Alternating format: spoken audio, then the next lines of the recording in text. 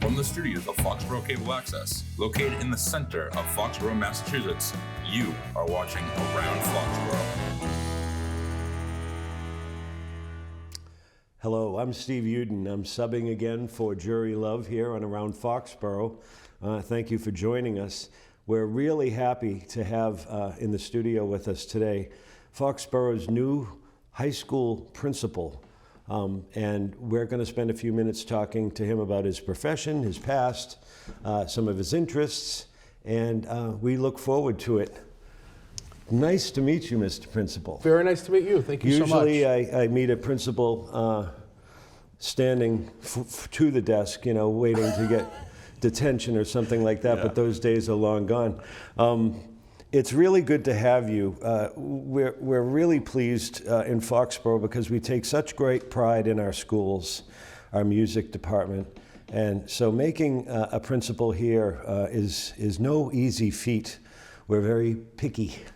And we're happy to have you. And what I'd like to ask you is if you could give the folks at home a few minutes of your pedigree. I can. Based on what I have for research, but I'd rather you talk about it and sort of give the little longer than an elevator pitch of where you came from and your background. Would you mind doing that for us? Absolutely. So all right. I always start by thanking you for the opportunity to be here today. Oh yeah, and, FCA is great. That's wonderful. So so I began, I wanted to be a teacher my entire life. And I went, music was the thing in my life which got me up in the morning and got me to school and got me through my day. So I went to school to be a music teacher. I went to UNH, and then my first job was in the Duxbury Public Schools. And you went to Gordon too, right? I did. I went to Gordon for grad school, and my first job was as an elementary general music teacher and middle school chorus and beginning instruments. So for the first 2 years, I taught first and second grade primarily, and fifth and sixth grade chorus and beginning trombone lessons. Wow. And I'd always wanted to be a choral teacher. That was kind of what I loved doing. I loved singing, playing, being in choirs. So the opportunity presented itself in Duxbury to transition to be the middle school and high school choral director, and I did that there for 8 or 9 years. And what year was it. that? Was that? I don't know.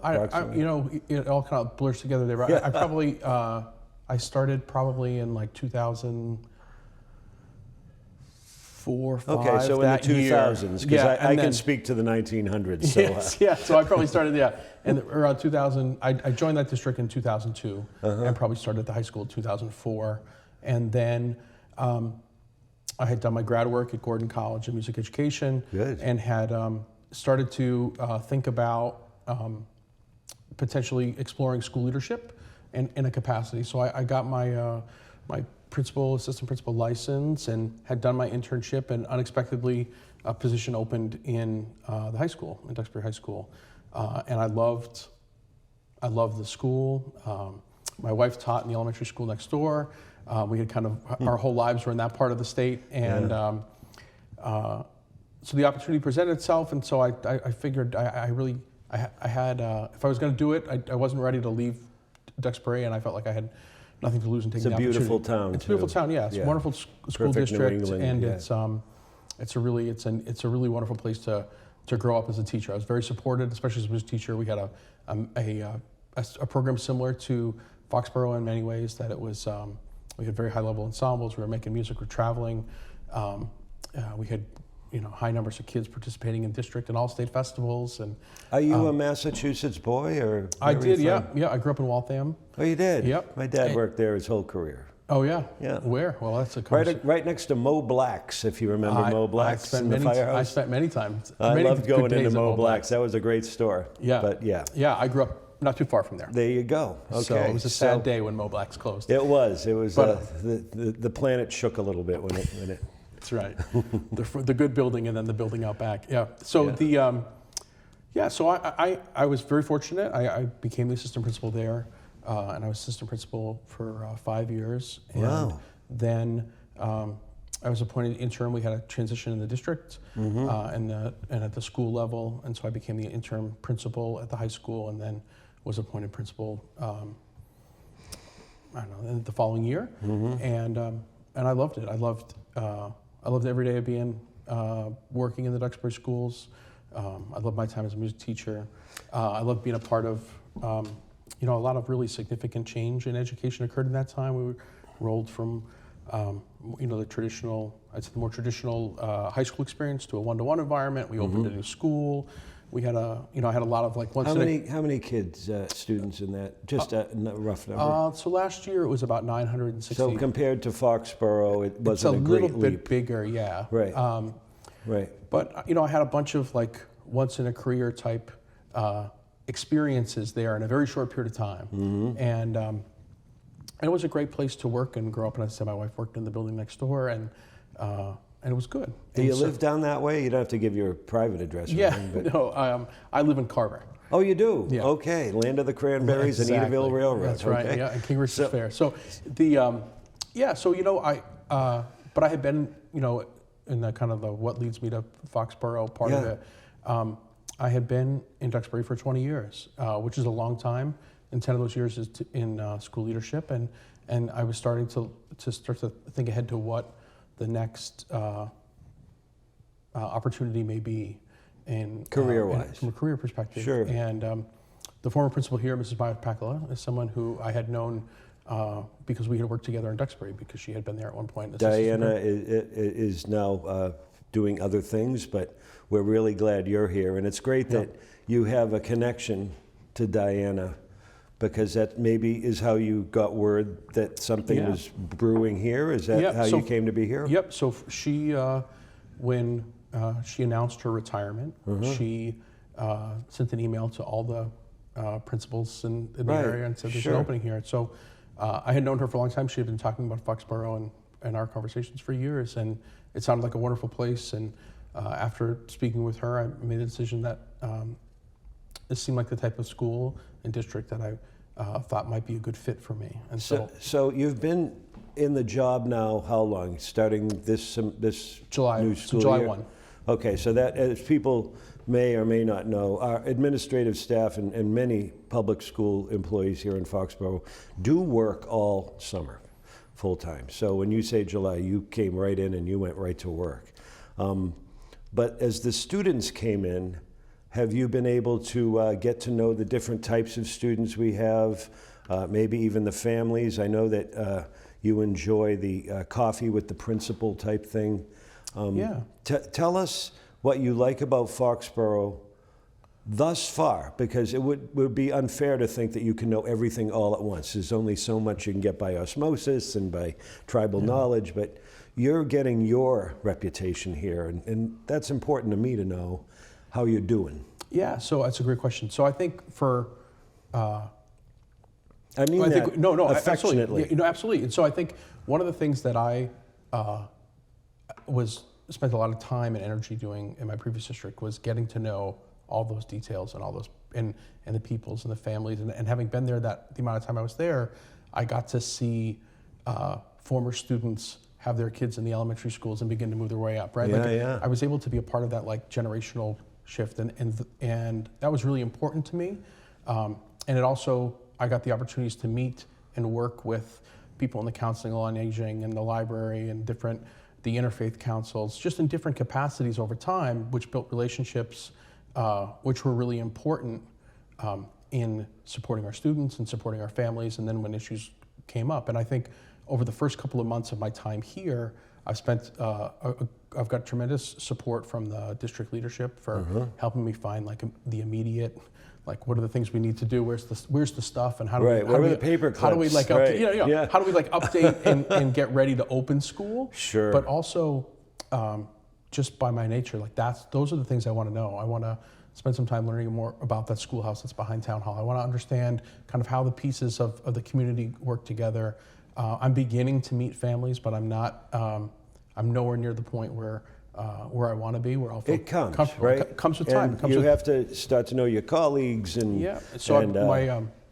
the parent base and that sort of thing. The community, like boosters and school committees and active parents and that sort of thing. Yeah. So over the summer, I spent a lot of time working with, getting to know the colleagues inside the district as part of my entry plan and meetings. And I've begun to have those coffee with principals type meetings, right? Where learning really kind of what parents are expecting from the school, from communications, how they their opportunities to be involved with the school through organizations like Boosters or the music booster organization, and begin to understand how all the different pieces of support come together at the high school. So I'm at the beginning of that, but it has been a great experience so far. And I would say, like, to your question at the beginning, there's that, like, I have just had wonderful experience after wonderful experience here over the last 3 to 4 months. We have in Foxborough, my wife and I and our 2 daughters have lived here for almost 23, 24 years, something like that. And when you talked about when you were in Duxbury, you had senior centers and, you know, other government organizations or like Rotary, like good organizations, Knights of Columbus, Lions, that sort of thing, church orgs.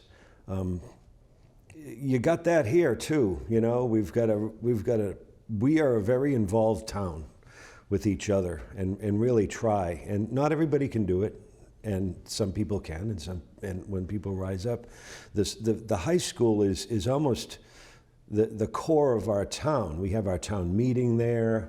You know, it's where most of our children go to school. A lot of them also go to other schools, including Southeastern Vocational Tech, where I'm on the school committee there, if it matters.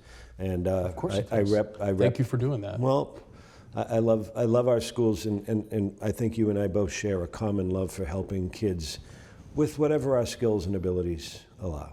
But to you, with your music background, and I'd love to, we have a few minutes left, we have about 10 minutes left or so, and I'd love to talk about your family a little bit, because we're a lot of families here in Foxborough. Did you run down to the music wing at the high school and meet Cammie and the team there and commiserate or brainstorm what's next, or do you have to stay away because you don't want to eat all the candy there, right? No, actually, so another example of how small the world is. So Cammie, Ms. Tadoldi, before she came to Foxborough. And Cammie, you might want to tell the world who Cammie is if they don't all know. Yeah, so many do.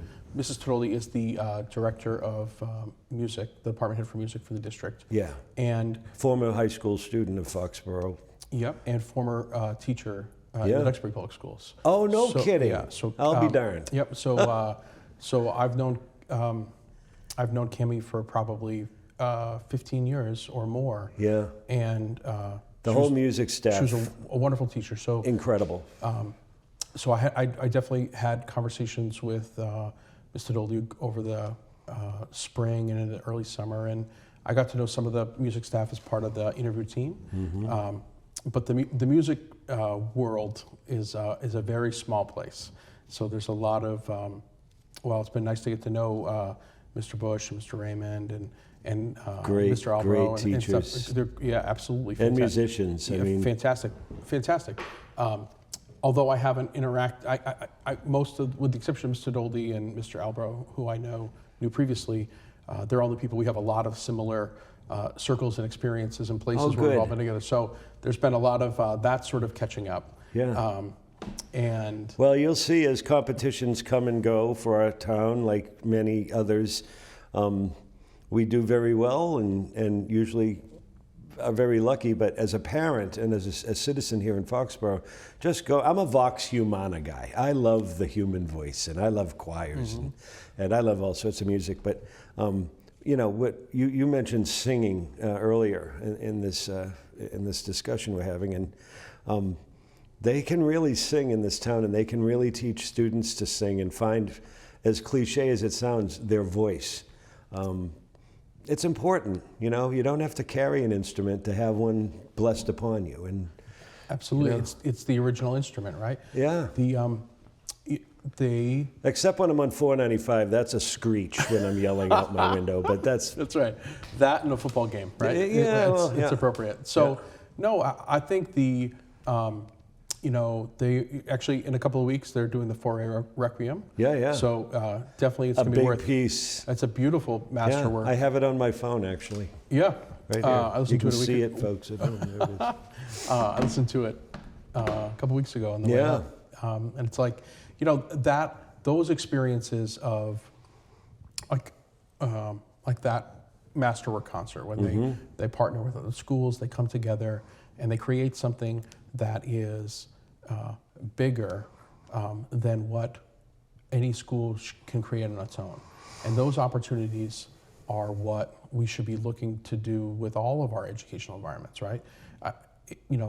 Our high school experiences in every subject, in every department, should be able to find a way where students are experiencing the content, experiencing the classroom experiences, but know how that applies or can apply in real life, right? And we have have to be able to create that bridge so students can see that. That's a lot of the work that Mrs. Pillsbury does.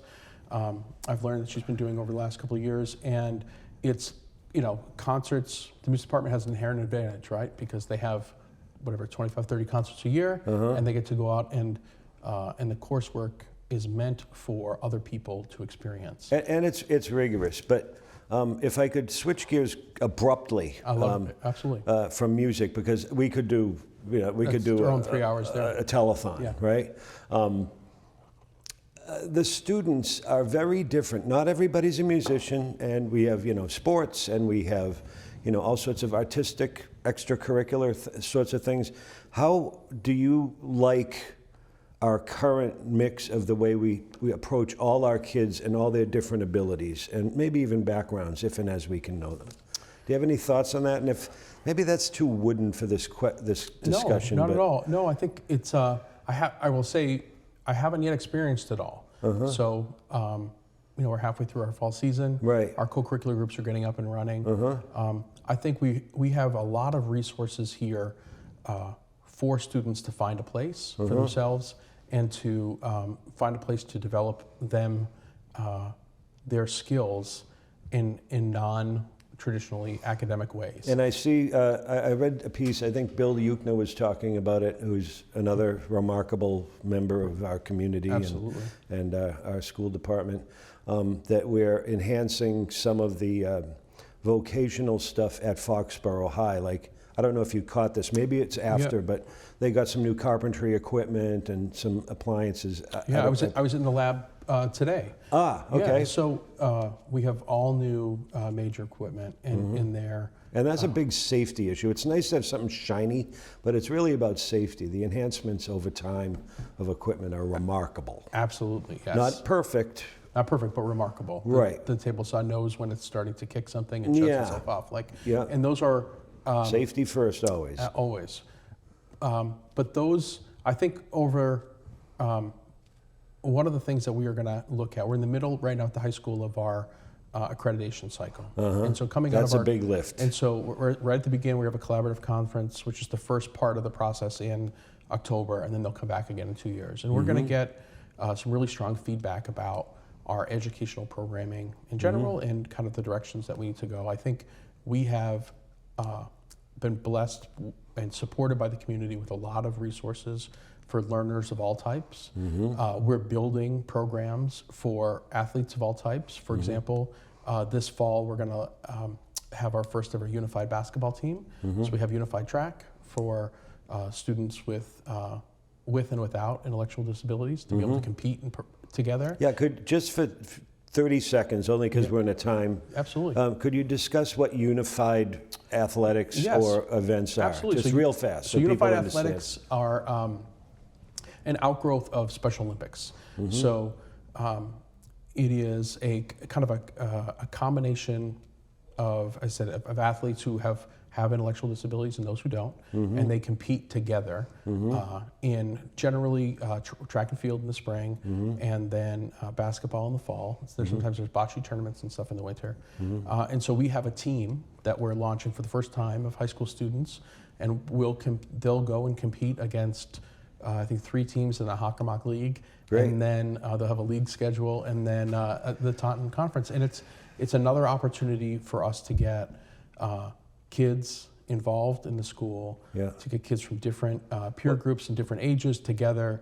And sports is you one of also those may places. have and we're getting close to about 5 or 6 minutes left. Okay. So, but you also get with that, I imagine, I hope, a different kind and or more parental involvement in those athletics, right? Where you may not have that mix of parents because you have a different mix of students and athletes. Is that right? Yeah. My friends work very closely with Special Olympics at the executive level, so I've learned a lot. Yeah, absolutely. Every student we have and every family that we have at the high school is important. And in every way that we can get them involved more in our school and in our community. And you folks love that in this business, right? In the education business. Parents and loved ones and caregivers, please come in.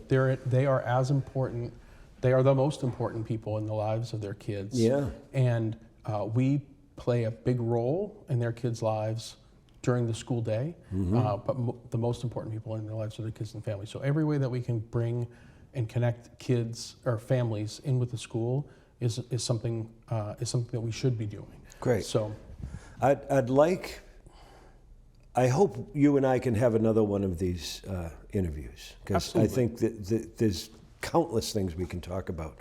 But I'd like to touch on just some high-level stuff here in town that I think is important for what it's worth out there in TV land. You've talked a few times now about our resources here in town, especially like Foxboro Cable Access, FCA. They can do events, athletic events, music events, and those sorts of things, and it's incredible what FCA does, including the show. But we also have corporate business here. We have professional athletics, we have entertainment. I work for an engineering firm here, Schneider Electric, also known as the Foxborough Company or the company, depending on how far back you go in Foxborough. You'll hear that if somebody says they work for the company, that means they work for Foxborough Company.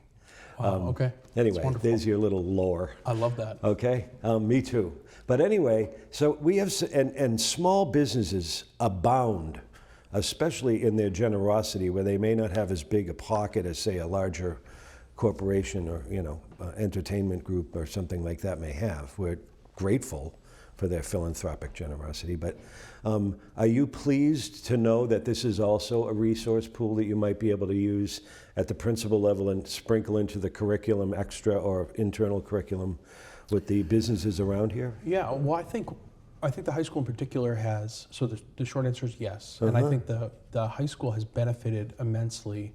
I mentioned earlier the work that Ms. Pillsbury has done, where, in a normal spring, we've had 40 or 50 kids out doing their senior projects, out with working with employers, out working with nonprofit groups, out working with agencies in and around our community. And getting the students placed in those programs. Exactly. We'll have another conversation about senior project, I think, on FCA here, if we haven't had others, but it's a great thing.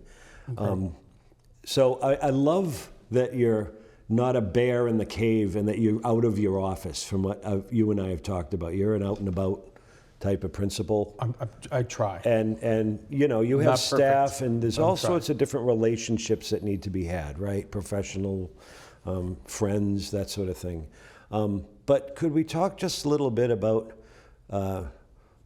you, the man who has to mow his lawn on the weekend? Like, you have a family and that sort of thing, and I see you light up, and I can see the light in your eyes smiling about your family. Do you want to talk lightly about your family? You don't have to get too private. Absolutely. So, but we're all families here too, so it's nice to know a little bit about each other. So my wife is an educator as well.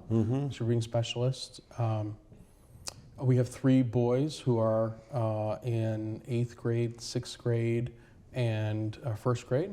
Okay, so you don't sleep still, even after they were infants. So what's that sound? We are entering a new phase. Or it's too quiet. Exactly. We're entering a new phase of busy, right? Yes. So with 2 middle schoolers. I started laughing when you're talking about cutting the grass, because my 8th grader now does the majority of the grass Good, cutting. that's why we have them their farm hands. Exactly. The good old days. Exactly.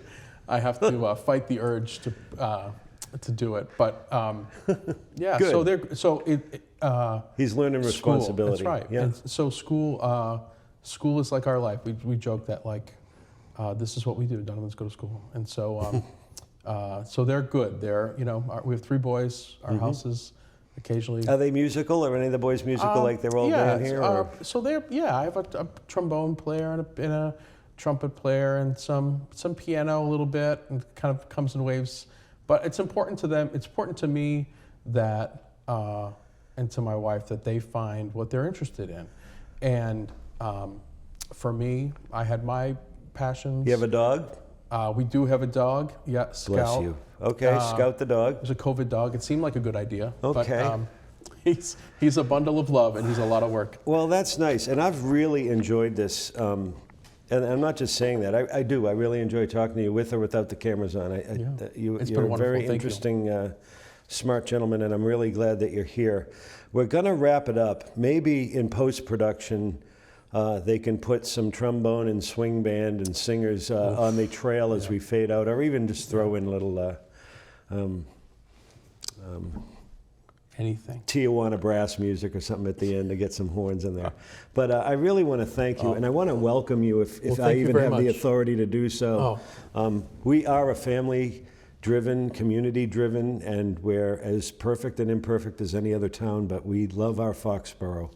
And I'm really glad you're here. And well, thank you very much for the opportunity to be here. We didn't have enough time. We really need to make more time, or a couple other these things, and particularly as you get more and more acclimated to the gem of Norfolk County here in Foxborough. I am happy to come back, and I really want to thank you and your team here. Oh, the team here is fabulous. You have no idea. And all the work that they do. Broadcasting our games. And our corporate sponsors of Foxboro Cable. There's a lot of corporate money that helps us, and donations. It's incredible. So thank you. Again, I'm Steve Uden, and I want to thank you for tuning in with what we hope is a very interesting conversation with somebody that we'll hopefully talk to again, maybe with somebody else from your staff that has a complement to what you want to discuss or we want to dig into.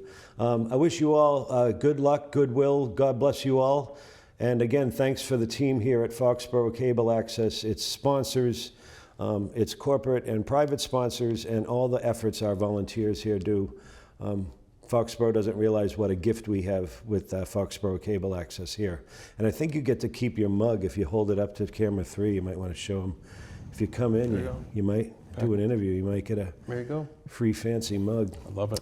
Anyway, God bless. Thank you. And adios.